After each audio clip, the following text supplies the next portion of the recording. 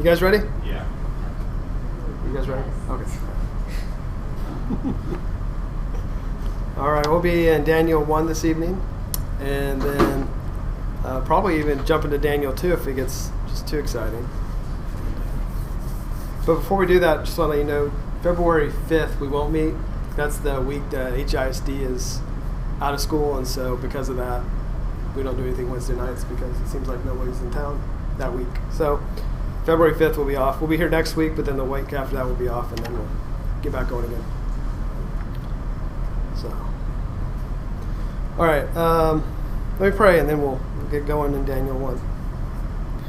Heavenly Father, thank you for tonight, and thank you for letting us be able to study this word and to be able to see what it is that Daniel was trying to teach us so many years ago. Let us be, let our hearts and our minds and our ears and everything be open to what you're trying to communicate to us, and see how it's so relevant to us today. In Jesus' name, amen. Hey guys. We're here to impress you. Good. It's the best. Well, you're late at church every week, so yeah, Are we going to talk about vengeance today? Oh, I wasn't bet talking you to are. you. Possibly. Huh? Possibly. Yeah, well, it's in here. Yeah, there's some. Yeah. Yeah. Dreams, at least. Yeah. Yeah. Let's. I mean, it's in Daniel. Yeah. Yeah. I knew we were going to do it. I need to get your email address so I can communicate to you during the week.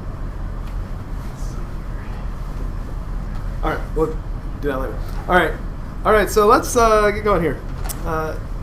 Let's read just to get going.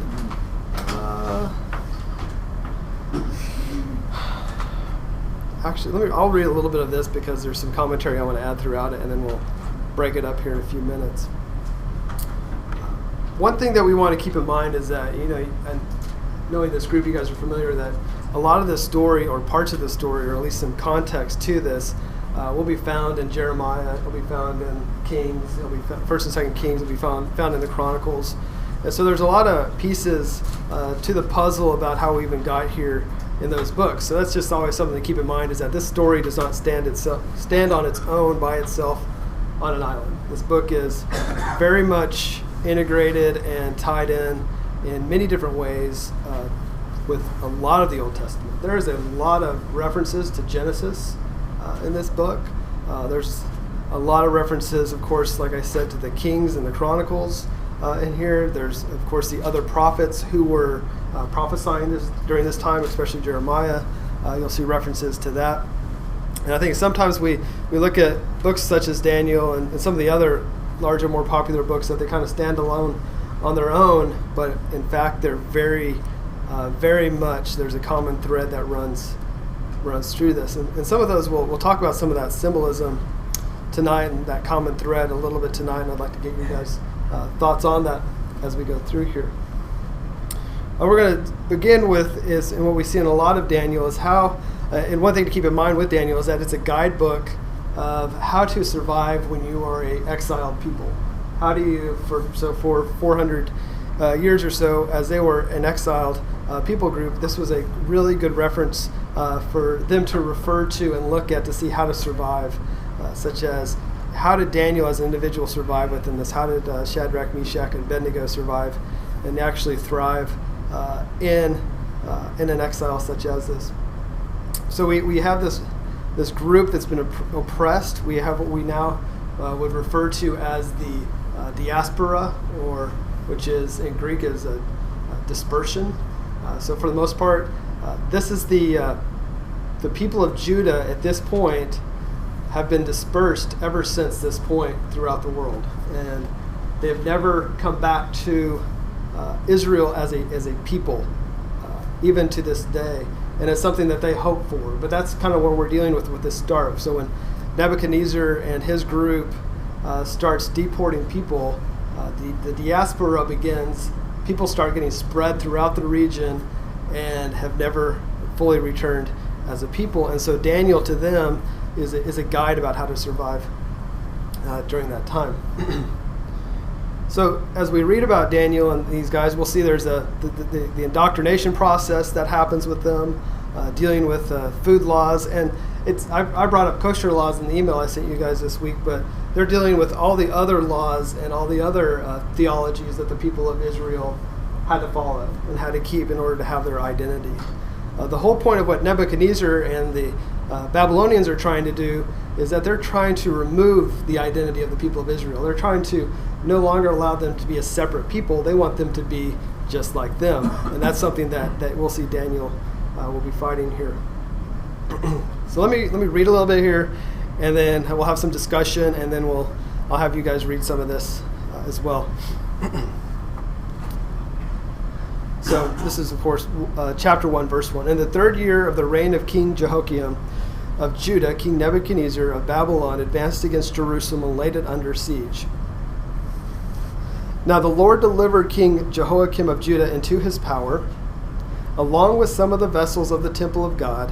He brought them to the land of Babylonia, to the temple of his God, and put the vessels in the treasury of his God. Now, depending on your translation, you may have seen a couple of different words than what I used as you're reading through here. And you may have seen a little bit different sort of grammar or word usage as well throughout this. But before I provide a little bit more insight to it, anything that you kind of caught your mind or when you read those first 2 verses about what's going on and what's about to start happening to the people of Judah? Any sort of quick observations on that? God is in control. He is. Why do you say that? Because it does say that. Yeah. Where do you see that? Well, he is orchestrating things. Right. Yeah. He put who into Nebuchadnezzar's hands? He put Judah Yeah. in their hands. Lord Right? handed Jehoiakim King Judah. Yeah. So we know that. Yeah. So that's one observation of that, is that God is in control. He is allowing this to happen, and he's actually, depending on what translation you're seeing, it could be either delivered or gave King Jehoiakim to Judah. To give you a little bit of background here is, before Jehoiakim, you had Josiah, who was actually a really good king. He was trying to do a lot of reform and reformation for the people of Judah, and he was trying to get them all back on track. But it's just a little bit too late. He was trying to turn them away from a lot of the pagan rituals, turn away from worshiping the pagan gods, and at the end of the day, like I said, it was just too little, too late. And then by the time his reign was over,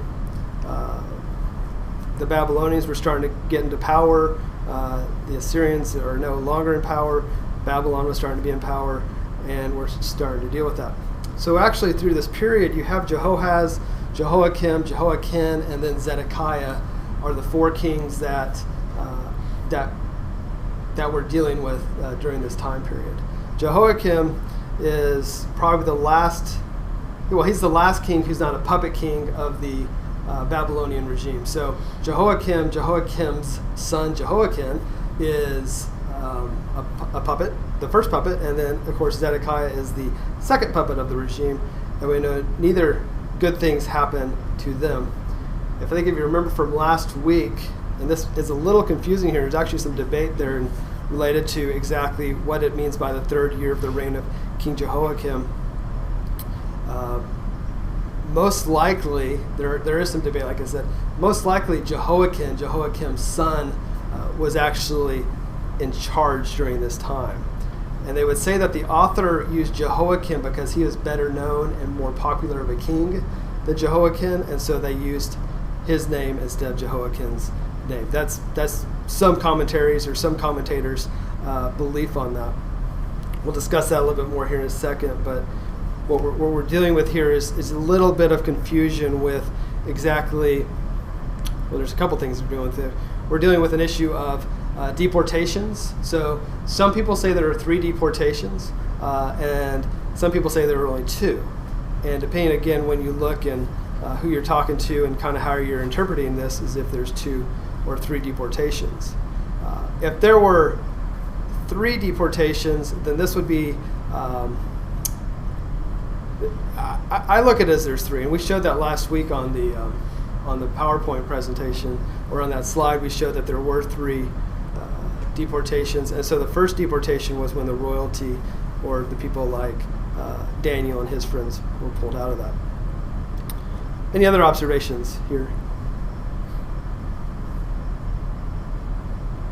There's only some of the vessels in the house of God that were handed over to him. Yeah, it wasn't the whole thing. So he didn't come in. The original idea was that he was going to come in and make, pretty much for the most part, make Judah kind of a puppet state of the overall Babylonian regime, but not fully take them over. And so he would allow them to still have some of their, of course they'd still have their temple at this point. They'd still have some of their things to worship with at this point. So he wasn't going to take everything. He didn't want to take everything until at the point of the third deportation, when he destroys the temple. So that's part of it. One other thing that you may notice is, instead of Babylonia there in verse 2, you may see Shinar. Anyone have Shinar instead of Babylonia? So that's pretty much what that's a reference to, is where the Tower of Babel was built, was Shinar, or Babylonia. So we are now in Neo-Babylonian times. Shinar was during the original Babylonian times, when Babylonia was in power, about the time of Abraham, before the Assyrians took power. So this is a reference to that he took them to the land of Babylonia, or land of Shinar, as a reference point back to the Tower of Babel, taking them back to Genesis. And so that's that reference point that you will see there. Just wanted to point a few of those things out here. Any other thoughts or observations on that?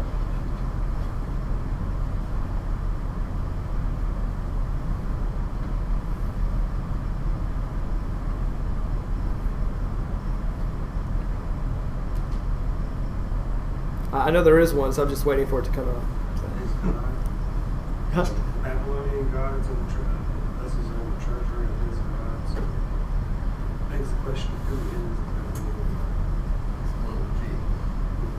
Right. So who is the Babylonian god? The temple of... Well, he told me little No, it makes it gods. clear that they definitely don't worship. Yeah, they don't. It's... No, he commingled the gods. He put the treasures in with the house of their gods, so they were all together. So he was trying to find it all in one god. Zoroastrianism in Babylon. Mm-hmm. So, yeah, I think there were. Oh, yeah. There were tons. I mean, remember they have Enuma Elish, which they had their Marduk, and then all the other gods that were tied to that. And Marduk kills Tiamat, and Tiamat becomes the sky and the earth. And yeah, there's a lot of gods. Once they don't kill each other off, there are a lot of gods that dealt with that. One thing to think about, and this is going to come back on him later on, is bringing all those these vessels and everything is, of course, a big punch in the gut to the people of Jerusalem, because their sacred instruments, their sacred vessels are being now brought into a pagan god's temple. And so it's a huge, again, what they're trying to do is they're trying to indoctrinate the people of Judah into the Babylonian beliefs, as in here's just another god that we're bringing in, another god that they worship is the same god, is just one of many gods, and now they're bringing them in and trying to dilute the power of the Judean god and make them one of their own. But also it's a huge insult to the people of Judah. So let's go here. Any other thoughts? I have probably 3 or 4 pages of notes just on these first 2 verses, but I'm not going to go through all those tonight. But there's just a lot that's going on here, kind of setting up this entire story of what is happening with the people at this time. It's judgment against Israel. God's judgment. Mm-hmm. That's what I see going on with these vessels being brought in. Right. Yeah. I think, isn't everything up to this point, Yeah. God judging them. And we know what from Jeremiah, who said, you are now going to be 70 years underneath Right. the power of Babylon. So because of your disobedience, and so this is the judgment that's coming to you. What's the life expectancy about this time? You're an expert in that. What is it? 40s? I think it's probably 40. There were a lot of old geezers. There were. But we're not in the 900s anymore. No, we're way Yeah, beyond way- that. we're They way made that beyond. law already, so we're not We're not going having there. babies at 99 anymore. No, or 200 or something. Yeah, Yeah. no. There had to be elders, remnants that saw the first temple and the second temple. So they had to have been at least 7 years. Some of Yeah. Yeah, so Daniel was a teenager here, and he probably was 85 when he was thrown into the lion's den. It was all said and done. Yeah. And then, well, yeah, What he do you wasn't that think old. Daniel He wasn't lived that to? old at that point. He was older later on. What's that? What do you think Daniel lived to? I don't know. It doesn't say. No more than 120. There we go.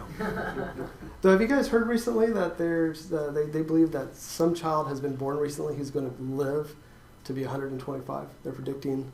Where's they? Doctors, people, scientists, But why are they Secular predicting that? scientists. because of the way life expectancy is increasing so significantly. They think that, yeah.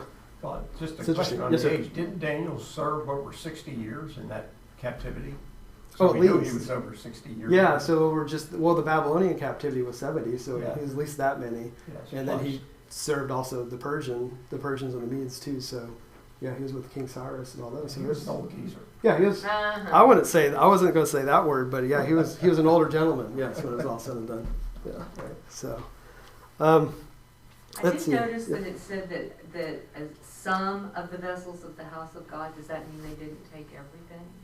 Not until later on, not until the third deportation did they take everything. Oh, wow. 'Cause- I would have been hiding that stuff. Yeah. So, so If the Ark of when, the Covenant had gone, it would have been mentioned here. Oh, okay. yeah, so Jeremiah probably had a hand in hiding that. So when Zedekiah was king is when they destroyed everything, because he tried to go to the, I believe if I remember right, he went to the Egyptians to see if the Egyptians would be allies with them. And the Egyptians said yes, and then they backed out. And then, Babylon goes up to Egypt, destroys Egypt, comes back and takes out Jerusalem and the temple, and then takes everything at that point, and just leaves the poorest of the poor. So, and then Zedekiah watches his, two sons get killed, and then he gets his eyes gouged out and then hauled off to Babylon. Yep. So that's when all that went down. Let's see here. One other thing to keep in mind, Nebuchadnezzar, the way we see Nebu, I like to say Nebuchadnezzar. It's easier to spell. It's either spelled out that way. In Babylonian, and the Babylonian word for that is a little bit different. It's more of a Nabucodonosor. That's not very close, but Nabu is significant because Nabu is one of their gods, and so we know that King Nebuchadnezzar thought that he was himself divine and was one of a god in his own right. So his name was named after a god. So let's keep that in mind as we go forward. Who would like to read us, let's say, 3 through 7? I will. Thank you. Then the king commanded his palace master, Ashpenaz, to bring some of the Israelites of the royal family and the nobility, young men without physical defect and handsome, versed in every branch of wisdom, endowed with knowledge and insight, and competent to serve in the king's palace. They were to be taught the literature and language of the Chaldeans. Youths. Two more verses. Yeah, 3 more? to 7, sorry, please. I thought it was 3. Okay, 3, 7. Yes, ma'am. Sorry. The king assigned them a daily portion of the royal rations of food and wine. They were to be educated for 3 years, so that at the end of that time they could be stationed in the king's court. Among them were Daniel, Hananiah, Mishael, and Azariah from the tribe of Judah. The palace master gave them other names. Daniel he called Belteshazzar, and Hananiah he called Shadrach. Mishael he called Meshach, and Azariah he called Abednego. Thank He you. calls them youths. They're young. They're probably young teenagers when they were brought in. Some would say probably, 12, 13 years old. Do we know what families they came from? Some people, well, they came from a This is the royal, tribe of Judah. yeah, they came from a royal background. Some would say possibly some sort of lineage from Hezekiah, but it was a royal lineage that they came from. So there's a lot of different insights into here as we see who they were, and again, it depends on your translation of how they were described. So one translation may refer to them as young men, which I don't necessarily agree with based on the context of what's going on with some of these other things here. Others would refer to them as youths. Sometimes you see them as, what else do you guys have? Do you have anything else besides youths or young men? Mine just says some of the Israelites of the royal family, young men, basically. Okay. All right. My footnotes say probably around the age of 15. Yeah. And they were skillful in wisdom, endowed with knowledge and understanding and learning. Yes. So we have, Teenagers. They had clones. They also had no defects. Yeah. well, there's a reason it says it That's been that way. different in today's team. Yeah, right. Yeah. I have a footnote about each of their names, and the original Israel name honors the God of Israel, Mhm. and the name that they were given honors the Baals and Yep. gods of Babylon. Yep. And so those names, the names that they're given, there's a few things to that. The author probably, some people would say that the author took a little bit of liberty with those names because those names are actually mocking the gods of Babylon versus honoring the gods of Babylon. So they've taken their Israel or the names given them from their Jewish faith and their Jewish background, and have now turned them into, like what you're saying, into Babylonian names. But yeah, I've seen some commentaries, and it's been pretty consistent that those were changed or taken a little bit of liberty with to make them mock the Babylonians. But in the first chapter, they only refer to them really by their Hebrew names, and then later on they'll refer to them as Shadrach, Meshach, and Abednego, but they only refer, this throughout the book of Daniel only refers to Daniel as Daniel. They Yeah, never interesting. comes up again, but Yeah. Shadrach, Meshach, and Abednego will reappear later, but the rest of chapter 1 refers to them in their Hebrew names. Yeah. Why do you think that is? Yeah. What's that? Daniel wrote the book. Well, he had some influence, yes. That's how he was Yeah. used to addressing them, I'm sure. Yeah. But he doesn't want to be defiled, right? So he gives them this name, and I know like that's in 8, and we haven't gotten to verse 8.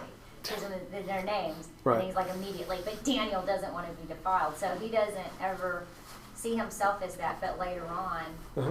they'll call them by Shadrach, Meshach, and Abednego, and he'll say, Mhm. like, go get your men, go get whatever men. Like he'll ask if he can promote his men from within, and it's these 3 men.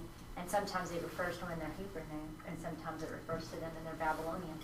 Yeah, there could be some debate about whether at what point that part was written. That could be a different author or a different contributor. Could be the part where this part is the Hebrew chapters, and the other Yep. parts could be in the Greek. Aramaic, but Or yeah, Aramaic, we're in Hebrew right now, but it'll switch to Aramaic here in That actually chapter makes 2, more 4. sense.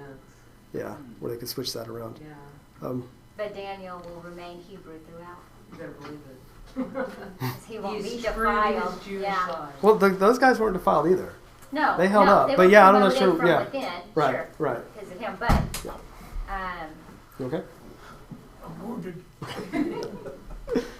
Wall's fine. So is So- this the only place where Belshazzar is identified? Yep.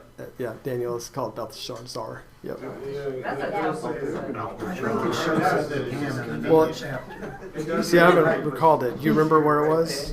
I mean, we'll get there, but I think it's around 7 or something like that. it okay. sounds like both of them. So just a few things to think about here, and there's some tie-ins with the creation story. Well, first of all, let's talk about Ashpenaz first. He's the court official that is brought in here and is named. So there's obviously some significance there with him. Some people say that name could just mean he's either innkeeper or like innkeeper as in he's taking care of all these royal subjects that were brought in from Judah and now brought them in and is now watching over them and taking care of them. Most likely he was a eunuch is what they would say, and that which was significant for the king's court to make sure they had men like that in the king's court.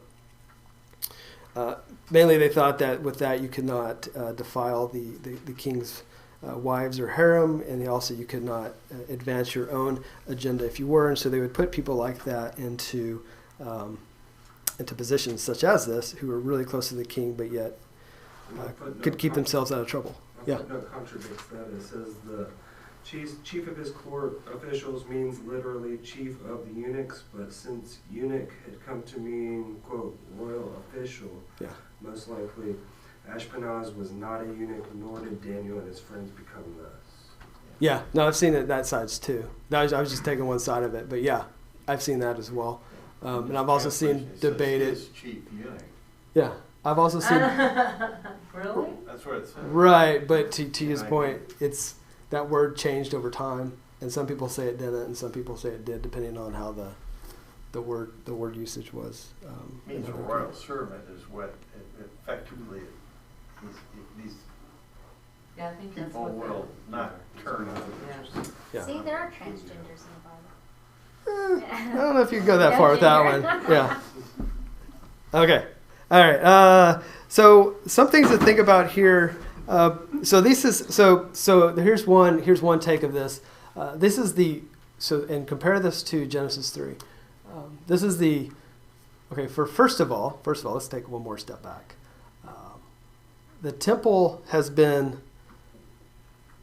Okay, let me take one more step back now, because there's a lot to this, and I just want to make sure I get it right outside. So the Garden of Eden was considered to be a temple. Some people would symbolize that as the temple in which God, in which God existed, or in which God stayed with Adam and Eve. What we see here, and stay with me here. What we see here is that the temple has been defiled to this point by Nebuchadnezzar.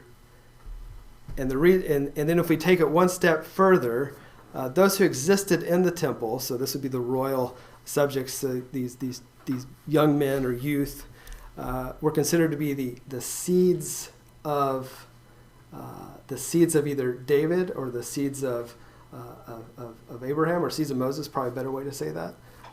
But you can take it further back, as in the seeds from which Adam and Eve ate.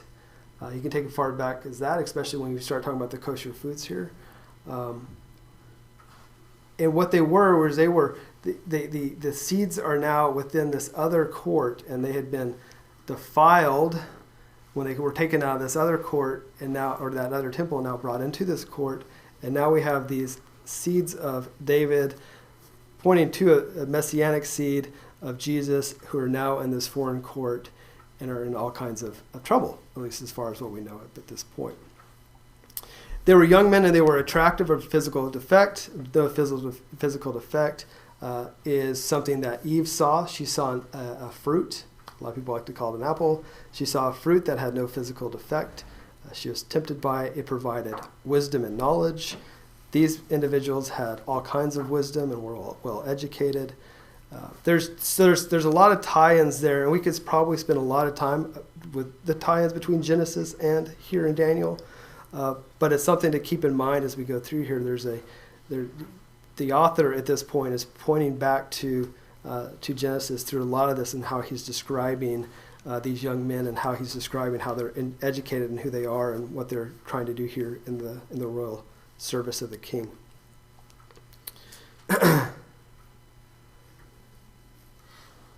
The training that they were to do there in verse 5, there's a lot of similarities between the training of the Babylonians and the training of the people of Israel, of the Judean schools. They were actually very well educated in Judah, and they were also very well educated in Babylon. Of course, they had different laws and different religious rituals, but the way they taught and the way they of course, brought up students was very similar. So they were already pretty well educated by the time they got to Babylon, and so they just kind of added on to that. So it was a 3-year, very strenuous 3-year program that they would be put into, and then of course coming to the king's service at this point.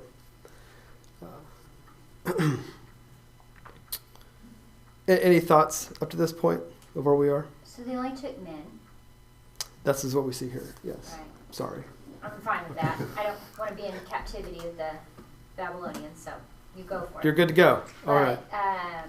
Do you think, and then they specifically kept them in this school for like 3 years, Mhm, right? mhm. So do you think there's an intent to like have them marry into Babylonian families? Do they want to blur the lines there? Do the Hebrews care about that? I mean, they're in captivity, they're Well, learning this. He I doesn't want to be defiled by food and wine, but I imagine they cared about that. Yeah. I would think so Yeah. too, but like, what were the Babylonians? There's I haven't read anything about that. Has anyone seen anything about that? Yeah, it's pretty silent in this area related to the relationships. I don't think that, but I think it's a good immigration plan we ought to put on our southern border. What? It's a good immigration plan that we ought to put on our southern border. What's that? You only get the good guys. Oh, okay. Okay. And educate them, educate them on what? Yeah. Well, There they you go. took people, the Israelites they took were people that were considered royal or nobility. So Mhm. they weren't giving them a higher station in life. They were kind of bringing them in equal, but they were going to train them in their ways of life. But they wanted people of equal abilities and value of what they considered their nobility to be. So they were Mhm. indoctrinating the royal family into their Mhm. royal family, Right. hoping all the Jews would probably be more likely to accept it because the royals were being part of the new royal Right. regime. Yeah, they're working from the top down, and that's what we see with what Daniel's trying to keep from happening. But in the past, like when we Mhm. saw with like Solomon, which, you know, Yep. he took it to an extreme, like marrying into all the cultures, bringing those Right. in, which is how he introduced the false idols Right. sort of back into it, which sort of started this avalanche here. So just, how's that gonna, when you just take men, you know, Mm-hmm. of the royal family or nobility, those kind of things, those matter in their marriage lines. It matters to Yeah. the Hebrews, but it matters to Right. the Babylonians too. Yeah, that's an interesting point because they don't really bring it up at all about how Kinda that like tied the marriage in. of two kingdoms. Yeah. No, that makes a lot of sense to be how that works. But yeah, we'll see how they tried that top down indoctrination and this at this point has not worked well for them. And even if we look into the future when they return 70 years later, there's still a core group that never gave in to that. Or maybe they also figured too, if we treated the first group of people well, word's gonna leak and it'll be much easier to indoctrinate. You know, that when they do the second and third exiles too, it'd be much easier to have our way. Well, there wasn't an intent to do the other exiles until people started rebelling against them. They were perfectly. I see what you're saying. Yeah. If we're nice to the royalty, we'll all come up underneath and serve. But yeah, there wasn't really an intent to do the other deportations until they started rebelling. But yeah, that other point that does make sense. There's a lot of comparisons of Daniel to Joseph, where of course if you remember the story of Joseph, he had a lot of course influence in the Egyptian kingdom, and he also was able to interpret dreams and had a lot of wisdom. But also we'll see with Joseph and Daniel comparisons is that Joseph could have used that a lot to his kind of self, building himself up in a lot of arrogance and aggrandizement towards him, and Daniel never does that either. So there's a lot of similarities we'll see between Daniel and Joseph throughout here as well.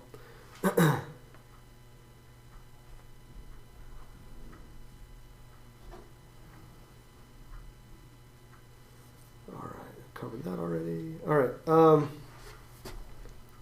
We covered the names already.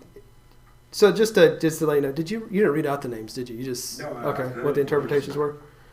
So just to kind of give you the example, so Daniel's name is in Hebrew is God is my judge, and then if you turn it to Belteshazzar, It's pretty much a name that's honoring Marduk, or another name for Bel. If you guys remember the story of Bel and the dragon, that's that tie in there with them. So their main god.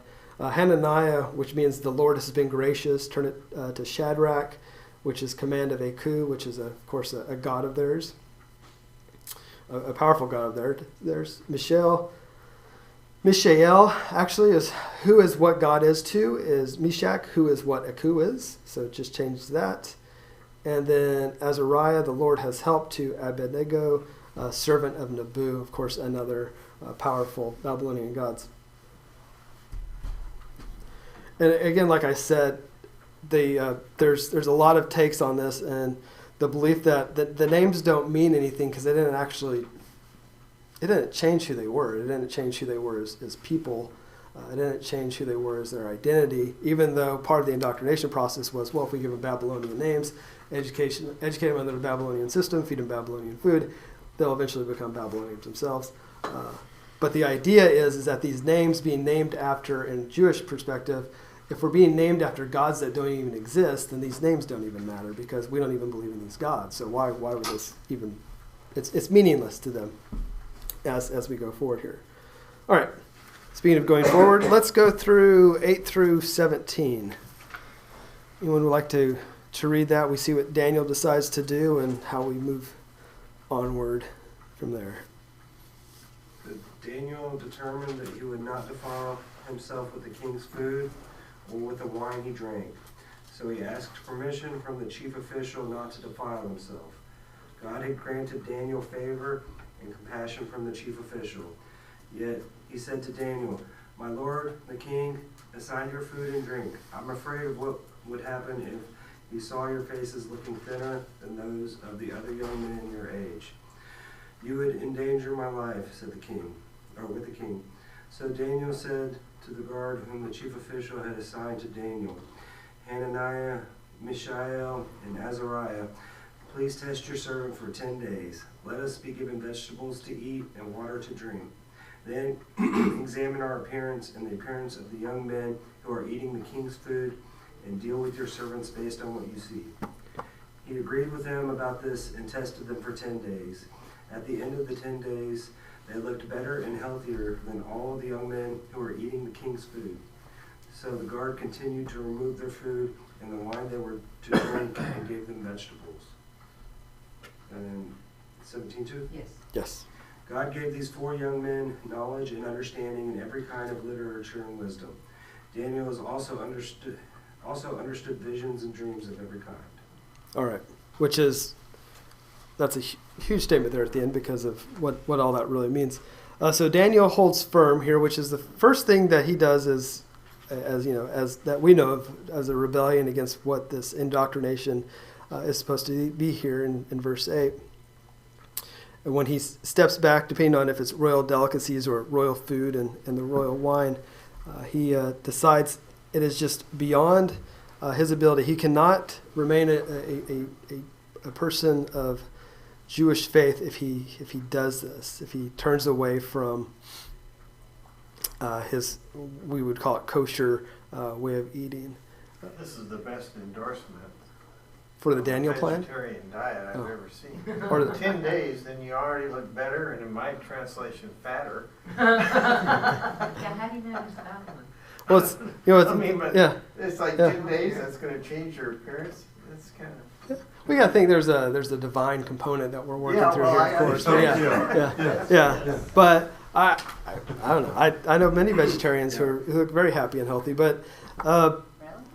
oh, Well, yeah, but I'm just saying 10 days. I have a footnote that says that is not a biblical endorsement of vegetarian. are you sure?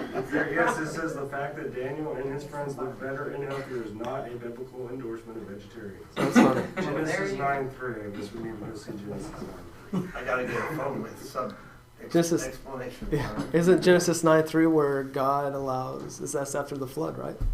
But, verse 16, it Yeah. says, they continued. It doesn't Uh-huh. say it stopped after 10 days.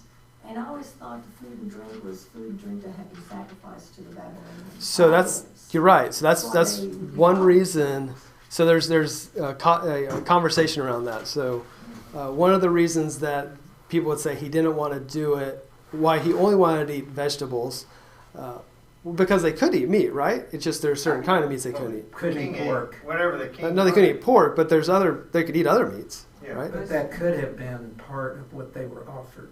It could have been pork, but it also could have been food that was offered to the That's pagan right. idols, which of course is, if you're eating food that's been, sacrificed to a pagan idol, it's like worshiping that idol. Even if you're not worshiping that idol, Right. consuming that food is considered But that. So, it's ceremonial and it's attached to that Right. worship. but if you want to take it a little bit further, there's also times where they're not only allowed to eat grains or vegetables because depending on whatever festival they were having going on, they had to give, of course, their first fruits of wheat or other vegetables to God first, so they weren't allowed to eat vegetables over a certain period of time during that time of festival. There's also the time of Passover where they're not able to eat leavened bread, and so there's some stuff related to that as well. So that's a great point that you brought up because it's not just about the food; it's what was done to the food that could have kept him from wanting to do this. But also, it could have been pork or some sort of other animal that they were not allowed And wine. to eat, and wine. And Wine that had been blessed or to their gods, pagan gods. yes, Yeah, because I know they drink wine. yeah, there's that one. It wouldn't be the wine itself. It's most likely it was sacrificed or part of a sacrificial ritual. The word that they use here for vegetables is the same word that was used in Hebrew is the same word that's used in Genesis when it's talking about the seeds that were grown or the vegetables and the plants that were grown. Pretty much it's going back to, it was pretty much they were eating the same way that Adam and Eve were eating before the fall. And so that's where they were pointing back to here. So it's just kind of one more arrow back to Genesis here. And so we have in verse 9 here, God of course is still in control. He is sometimes I think we overlook this, but God made the overseer of the court sympathetic to Daniel. The word there is, you probably have something besides sympathetic. The word itself is hesed in Hebrew, which means a great love for, as in a great amount of passion for David. He's a lot of, you could say, respect for David and these young men.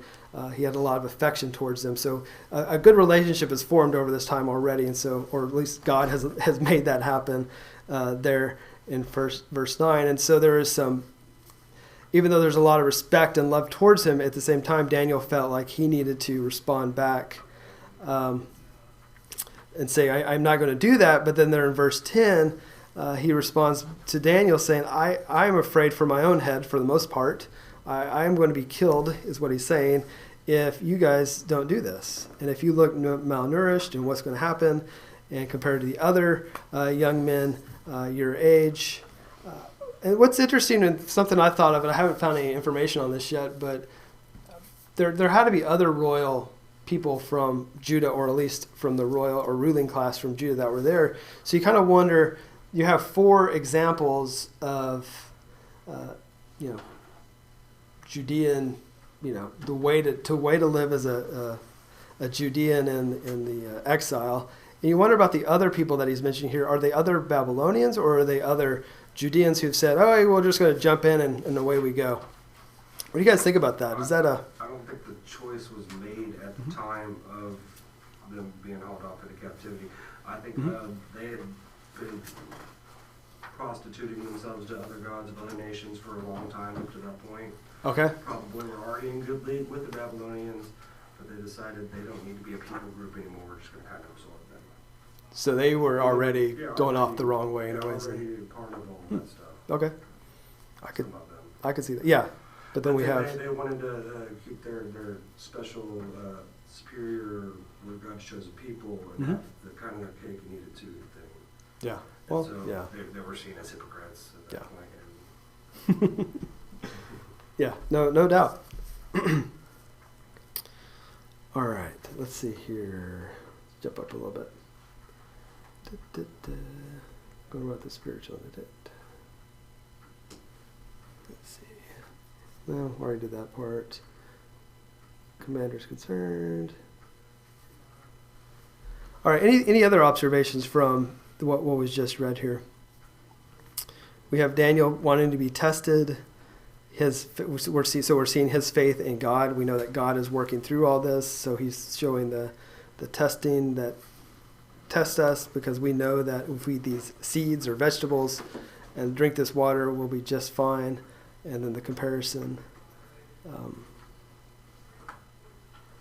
The warden, who has great sympathy or great love for them, agrees. It seems like this organ has quite a bit of liberty with them, as far as like after, so they say, well, we don't want to do this, we want to eat our food, and he's like, no, I'll, you look malnourished, I'm going to get killed. And they're like, no, just test us, just give us vegetables and water. So he has the authority to reject the king's food for them and to make sure that they get the vegetables and the water that they're asking for. Right. And then afterwards, after he sees how well they're doing, he makes everybody else eat the vegetables and drink the water too. And so he's seems to have a lot of authority and flexibility in what he can do. And it works, but he went from being like really afraid of what the king would say and how it would kill him to, no, now everybody's going to do it. Yeah. Yep.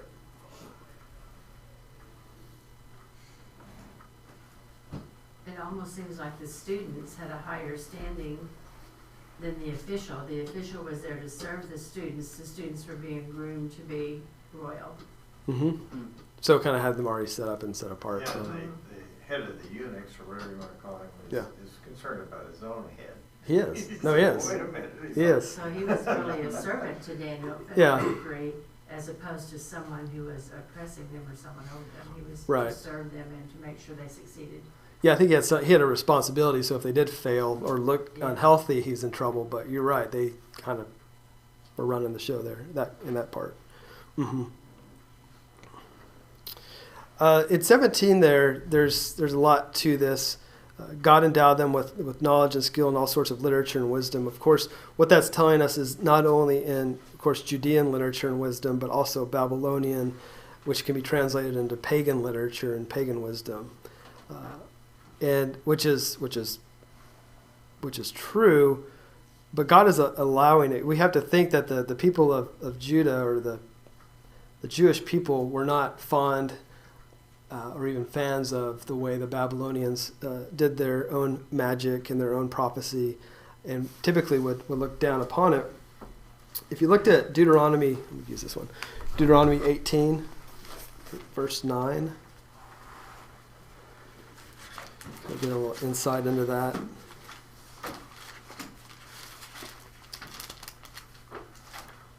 Yeah, I'll read it real quick. It's related to spiritism. When you enter the land which the Lord your God gives you, you shall not learn to imitate the detestable things of those nations. There shall not be found among you anyone who makes his sons or his daughters pass through the fire, one who uses divination, one who practices witchcraft, or one who interprets omens, or a sorcerer, or one who casts a spell, or a medium, or a spiritist, or one who calls up the dead. The interesting thing is we're about to see all these people show up very quickly here that he just listed. For whoever does these things is detestable to the Lord, and because of these detestable things, the Lord your God will drive them out before you. You shall be blameless before the Lord your God. For those nations which you shall dispossess, listen to those who practice witchcraft and to diviners. But as for you, the Lord your God has not allowed you to do so. So we see that there in Deuteronomy 18, but then we see here the literature and wisdom that Daniel is provided from God. So he allows them to have these abilities here. And so it's just kind of an interesting take about how those two verses. I don't think one is contradicting the other. We have to look at the situation in which Daniel and his friends were in to be able to see why that is important, especially as we go into this next chapter and we see the sorcerers and the diviners and the magicians and about 10 other people that get the chanters who get listed. Daniel needs to not compete with them. He obviously doesn't need to compete with them, but he needs to be able to communicate in a way that they would understand in order to, say, even interpret dreams or to be a part of that group. Still be able to hold himself apart. Exactly. So, Yeah. but I think God is allowing that to happen with that here. So,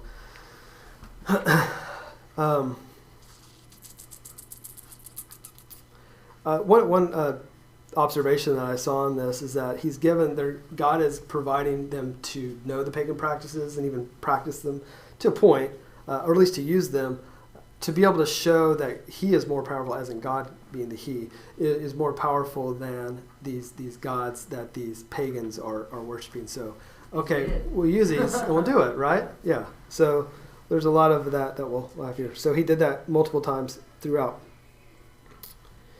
And so the way we can look at these first 17 verses is, so God, not technically, but symbolically, those items that have been taken out of the temple and have been brought to Babylon and put into their temple, that God who is taken from Jerusalem or taken from Judah has now been brought into Babylon, and Babylon was supposed to rule over this God, but what we're finding here is what? It's the exact opposite. The God of Jerusalem, or the God of Judah, is ruling over the Babylonians, and they don't quite know that yet, but they'll be starting to figure that out over the next couple chapters. So we see that very powerful thing happening where God is continuing to work through Daniel and these other guys, as well as he's not just working through Daniel, he's working through Ashpenaz and other people of the court. They're all kind of working for God, but they don't quite know that yet, and we're going to see how Nebuchadnezzar is actually working for God here as well as we go forward. So as we go into the last part of this chapter, Daniel and the other three guys complete their education and become members of the king's service. So they're some people say they were slaves up to this point, but it doesn't ever really look like they were slaves. Now, they didn't have a lot of autonomy, but it wasn't like they were doing slave-like work. They were actually being very well educated and taken care of. But they're now a lot freer is probably a better way to look at it. One thing to think about is when they were in that king's court and they were eating the food, the delicacies and the wines, or asked or told to eat those, the other people outside of the king's court who were brought in did not have to worry about that as much. They probably had a whole lot more freedom to eat kosher foods or eat in a kosher way. So just something to think about. We're kind of very focused on what's happening in the king's court, but you got to think about all these other people who were brought in that first deportation, who are probably, of course, having their own struggles, but maybe one of their struggles wasn't having to eat Babylonian food, but being able to continue to be following their faith of well, they weren't to be seen walking around the palace either. Yeah, so they didn't have that. Different yeah, they weren't being constantly job watched either. Yeah. So they had a little bit different, a little more flexibility, I guess, in that regard. I would almost bet, though, they may not have been getting the delicacies from the king's table, but I'll bet they were served Babylonian food. Oh, they were, but it wasn't like they had to eat it, right? Until Right, Daniel said no, and then, but yeah, with these other people, they probably, after making bricks all day, went home and, probably had something a little bit more kosher, or at least had that option if they wanted to. But to your point, some of them probably already like, hey, this is great. We're in a new country. Hey, let's go. And we'll just follow along and do it. All right, let's finish up this chapter. If someone wants to read 18 through 21, we'll finish this up.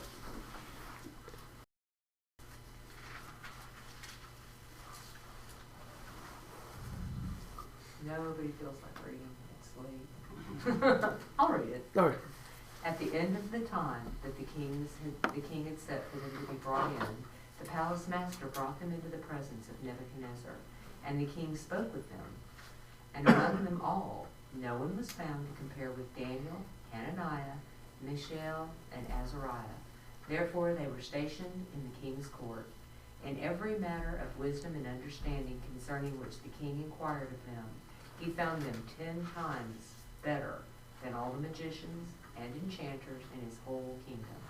And Daniel continued there until the first year of King Cyrus. Thanks. 10 times better. That's got to mean something, right? Oh, yeah.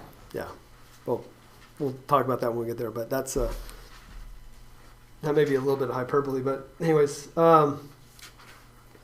So this is actually the first time that they've actually met the king, because up until this point, the king commanded back in verse 3 for Ashpenaz to to watch over these guys, but we don't ever actually see them being introduced to Nebuchadnezzar until this point. Why did he call them Hananiah, Mishael, and Azariah at this point? I don't think he did. I think that's just how they're being described by the author, because he said he spoke to them, but he didn't say he called their name. Well, why didn't he? Why didn't he use Babylonian names? I think that's probably the author's discretion to keep it very. These are still Judean. Okay, think about it this way. They've gone. I'm just throwing this out there. They've gone 3 years of indoctrination in a very Babylonian education, academic setting, and yet they have not been indoctrinated to Babylonians, right? They're still purely people of. Did his peers know? To who? Nebuchadnezzar's peers? And his peers in their training camp. Oh, it doesn't say. Maybe they all died off. I don't know. It's hard to tell. Yeah. Meshach or Hananiah or what's your name anyway? Yeah. It's one of those things where the Bible is silent on. Formerly known as. Yeah. So you've got to think about, there's probably some questions of the people who, so first of all, remember when this book was originally read by, it wasn't originally read by us, it wasn't originally read by people 200 years ago, but 1,000 years ago. Well, longer, of course, longer than that, a couple thousand years ago. When this was first being read. So these people probably had a lot of questions about what was happening during this time. And the reason they would have these questions is because the people who were reading this for the first time were probably in some sort of exile themselves. They were out there in the diaspora. And they're probably wondering, it's one of those kind of cliffhangers, are these guys going to actually remain faithful to the faith? And if they do remain faithful to the faith, what is that going to teach me about how do I remain faithful to the faith? So that could be some questions that they were probably asking themselves. Other questions were like, okay, if this guy Daniel is being faithful and he's being okay, what about his family? Because sometimes whenever you start rebelling against the king, especially a crazy guy like Nebuchadnezzar, it's not only you who gets taken out, it's your entire family gets taken out. And then they'll go back to Judah and find everyone over there and take them out. And so there's probably a concern about families and the families being safe.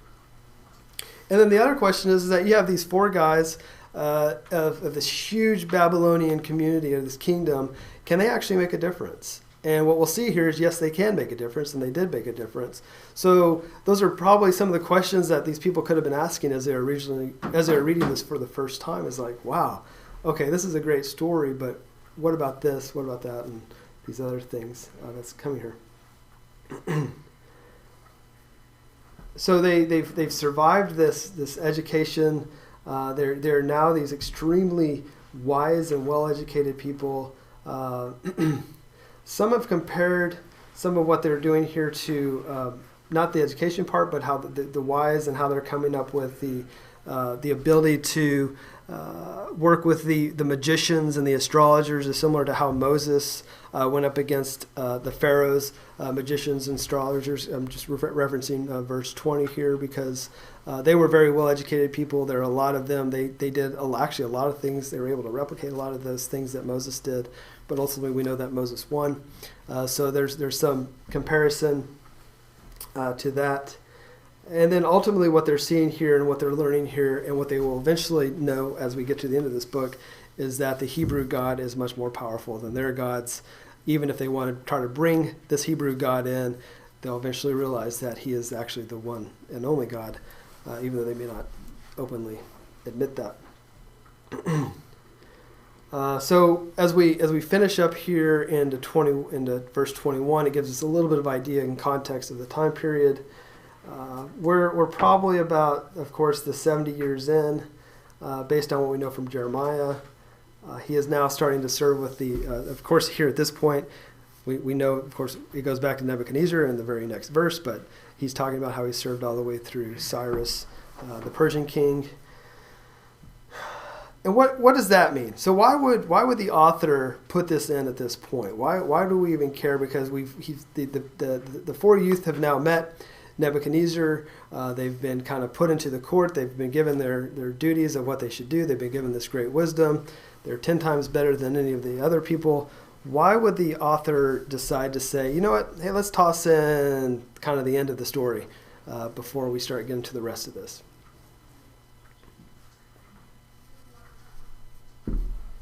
Because that seem a little random?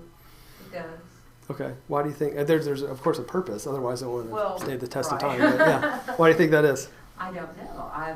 I really had never really thought about it until you brought it up. But it is a little bit random because it doesn't go on into chapter 2 and start talking about anything like that. It goes into the dream of Nebuchadnezzar. Yeah. Well, that's the next nation that takes over, so it's the end of the exile. Well, what is it? Yeah, right. So the Babylonians are now out of power, right? Now the Persians are in power. And we know the Persians are a little bit nicer than the Babylonians. So what does that do for the people who are reading this, who are now under, most likely at this point, under Persian or even Roman or Greek power? Because those are the four beasts that we talked about. I was thinking about, it could be an illustration of Daniel's influence and authority that he had gained, that God given him favor. Right. Over a long period of time. Oh, absolutely. I think that's part of it. Yeah, but it's interesting that it's put at this it point. It wasn't just the result of eating vegetables for 10 days. So, I mean, he had favor for a long period of time where he could have been killed.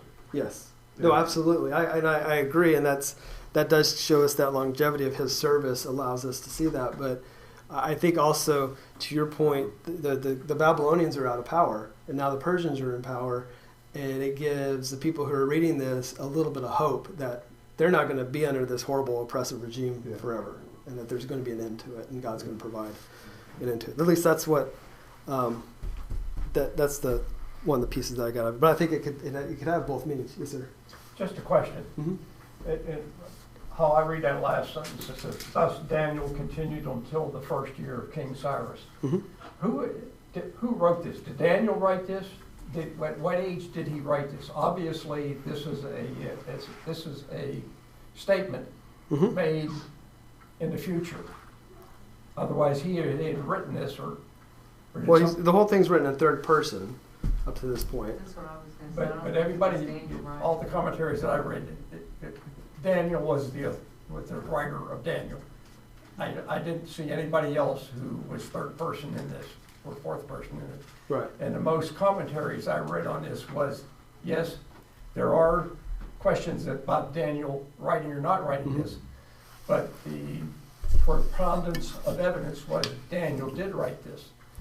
So he had to write this at an age beyond King Cyrus. Right. Well, I believe he could still write about himself in third person, and he chose to because he was telling a narrative where the story wouldn't want to say, I did this, and I did this. He was telling a story, so he just Till chapter made 12 when he himself part says of the I. story. He does change it. Daniel. There's a change in chapter 12. Well, Well, that's the interesting part of that. So there's we've talked about last week how part of Daniel's written in Hebrew and part of it is written in Aramaic. So the switch would be I think it's in 2:4, halfway through chapter 2, verse 4, it switches over to Aramaic. The numbers meant nothing to them. The numbers have only meant stuff since the Masoretes added the numbers in the 6th century. I just think it was a marker. It's an important piece of information. Oh, it is. That, the visions and the prediction prophecies that were mentioned in the book were already beginning to come and be fulfilled at that time. Well, yeah, that first year of King Cyrus, if you go back to Ezra, very first verse in it says during the first year, the reign of King Cyrus is when he put out the edict that the Jews could go back to their homeland. Right. Yeah, with the Persian king did. Daniel, I mean, I could deduce from that Daniel said, okay, I think I'll go too. But I don't know. I think he remained. I think he did. I don't know. It doesn't say if he went back or not, but he could have. but And we it know a could lot just of be people did. establishing a timeline, too. But it says Daniel remained there until. So I get, from that, I take it, he's not there after the first year of King Cyrus. No, because that's the end of the exile. I'm sure he either went back to Israel or. You know, years ago, when I first became a Christian, not exactly then, but I read a somewhat blasphemous book because I was really interested. Okay. What was It was it? called The Dummy's Guide to the Bible. Oh, wow. And it was a chronological narrative, and I don't know, I gave it away years ago. I wish I had it now, Mhm. because that would kind of put, then I could reread that and see what this dead period here, what happened during the dead period, well, why is that? Right. How is it put in the chronology? But it was a fascinating way to take a, you know, a biblically illiterate person and kind of see the story that went through the Bible, you know. But I was just thinking when I saw that, because we're talking about a period like the first 12 years of Christ's life. Right. You know, there's nothing there at this point, you know. And you Mhm. can kind of put it all together. That's just a FYI. Like I said, I wish I gave it away to somebody, because I almost felt bad having it on the same bookshelf as the Bible. Because I don't know who wrote it or whatever. You've been But all right. It was one of the Dummies series of books, Yeah. you know. Yeah, there was one for everything. So I was looking back at that timeline I showed you guys last week. So Daniel received a vision of the future in 537 BC, and that was after Cyrus took over in 538. There's some would say that he probably died about 530, 531. So a few years after the Persians started ruling, if that gives us any context. But going back to the Aramaic versus the Hebrew side of it, like I said, Hebrew went all the way till 2:4, and then from 2:4b went to Aramaic until I think chapter 7. Then it goes back to Hebrew. Now, to make it even more complicated, there are people who would debate and say, well, actually, the first chapter of Daniel was written in Aramaic, but someone later translated it to Hebrew, and then we got the Hebrew version that they put into the Bible that we know. So, you know, it's one of those things where it's kind of, well, first of all, did Daniel write in Hebrew or did he write Aramaic? Most likely, I don't know, it's hard to really tell. Was there a scribe involved? That could have been part of it too. We talked about that a little bit last week. We also know that from a lot of chapter 1, there's a lot of Persian used words, so borrowed words from Persia. So it could have been written after Persia had taken over, so in the late 6th century. So in the 530s, he could have written parts of it, or a scribe could have written it for him as he, you know, kind of spoke it out to him, that sort of thing. That would explain why you had verse 21, if he wrote it later in life and he didn't know, physically where he was, he could feel, I don't know whether I'm going to finish this or not, Possibly, yeah. so I'm going to go ahead and point out how long I was at this. Yeah, Yeah. could be. Yeah. That's one of those things is where until we can, you know, meet with God someday and kind of get some clarification on some of this, it's going to be one of those things where we kind of just speculate a little bit, because it provides you a little bit of insight, and we can dig in it to pretty deep and make a lot of really good educated guesses, but until, you know, we ask him, it's going to Okay, be they're hard to see. just guesses. So, all right, let's go back here. Any other thoughts on chapter 1?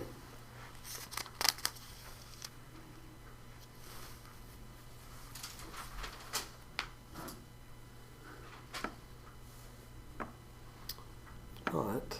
I've got to end in 6 minutes. Do you guys want to jump into chapter 2? Let's go for it. Let's go for it? Okay. I think we do some of it, yeah.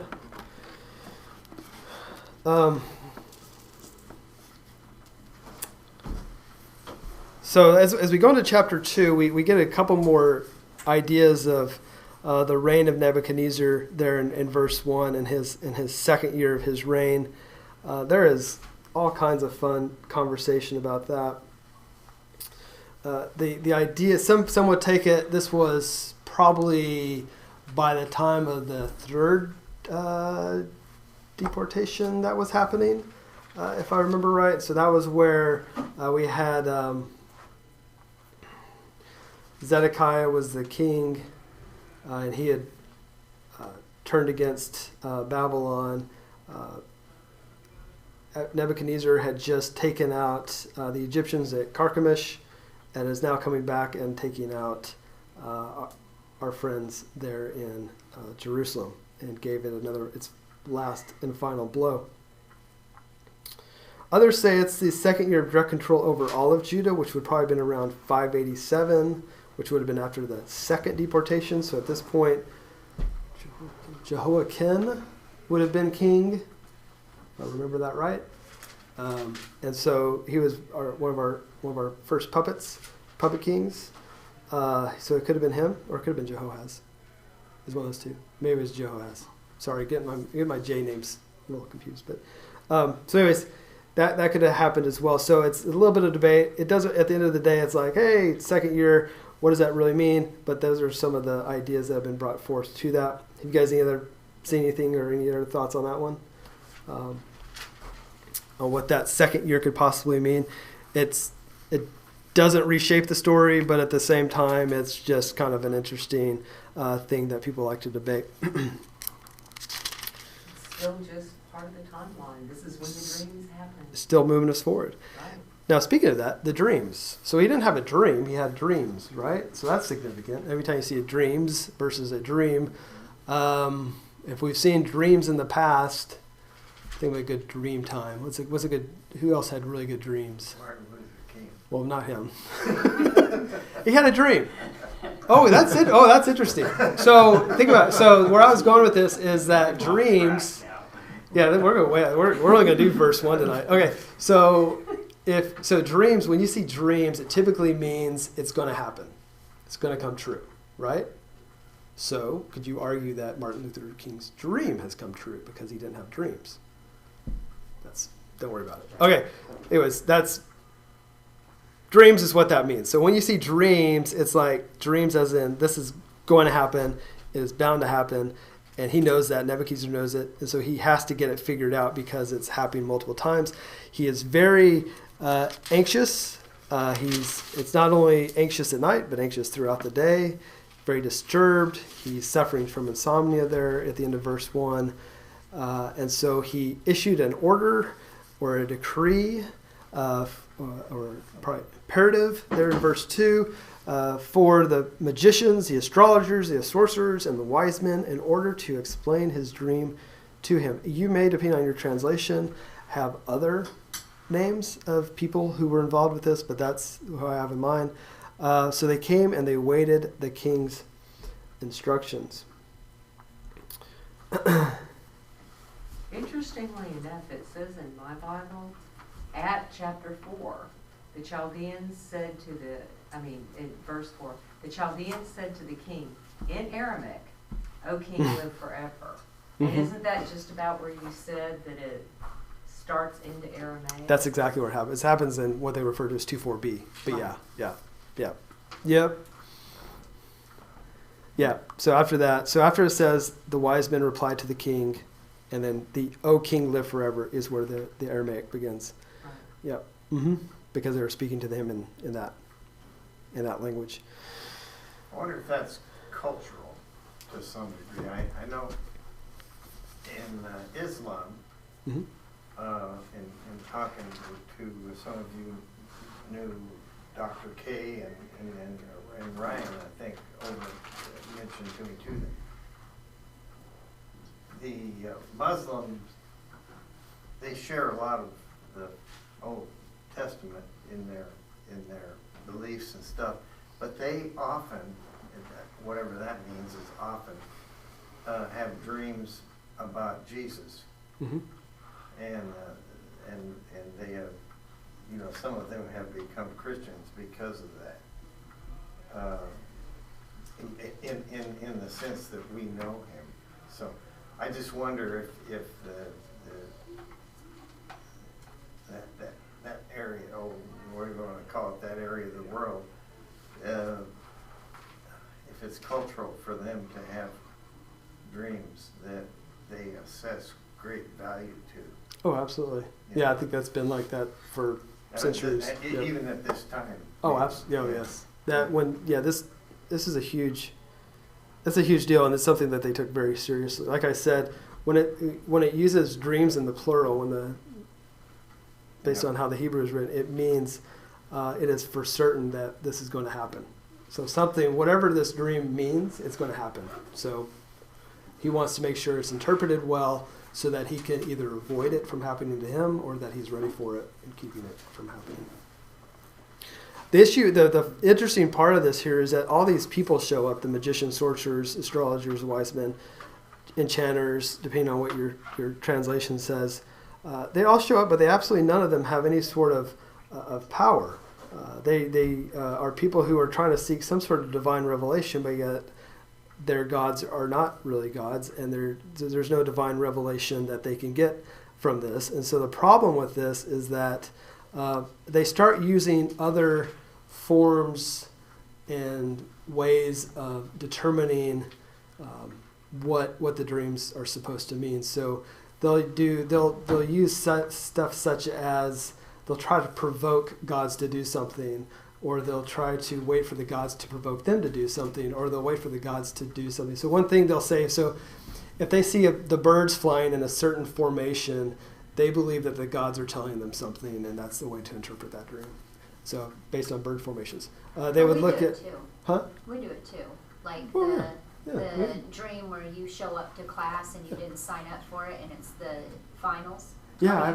Or you go naked to class. Yeah. And you haven't been in school for 2 decades.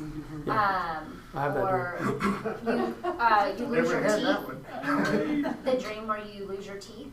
I haven't had that one. Like Sorry, you your just you grammar. miss a tooth or something like that. But there's like articles about like these are common dreams, and if you dream Yeah, this, you're yeah. having some kind of anxiety in your life, which is a real general statement, doesn't mean anything, but But there's a whole field of psychology based there on is. dreams. Oh, absolutely. Sigmund Freud Yeah. Yeah. wrote a whole book, The Interpretation of Dreams. Oh yeah. Yeah. A little strange. Yeah. Is it any stranger now than it was then? But we have some common, like, these are common reoccurring dreams that people seem to have. So I want to say Yes, there, sir. there were diviners that did look for signs and stuff. But there were also the soothsayers and the sorcerers which practiced a form of witchcraft. Right. We know that there are spiritual forces at play, but the God of Israel, his implements have been brought in here. This was a dream being given to Nebuchadnezzar by a spiritual force that was God, not another spiritual force.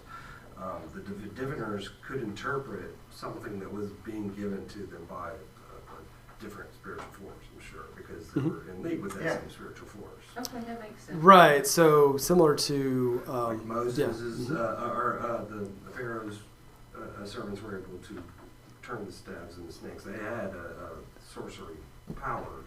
Right. Oh yeah. Oh yeah. But it just wasn't coming from right source. It was Right. dark source. And it ended up being very weak in the end too. Yes. Yeah. But yeah. Let's there's a lot more we can talk about diviners, enchanters, and charmers, and Chaldeans, and exorcists. Let's do that next week. So we'll just wrap up tonight. Will that work? Oh, Yeah. Okay, let me pray and then we'll go. Heavenly Father, again, thank you for tonight, and thank you for everyone in here and everything that you've been able to allow us to talk about tonight. Let us continue to see how this applies to us, and that you are with us, and that you are a God of hope, and that we know that no matter how we feel or what the world feels like right now, that there is hope in you, and that you will deliver us, and just continue to guide us in all we do. In Jesus' name, amen. You ever had that dream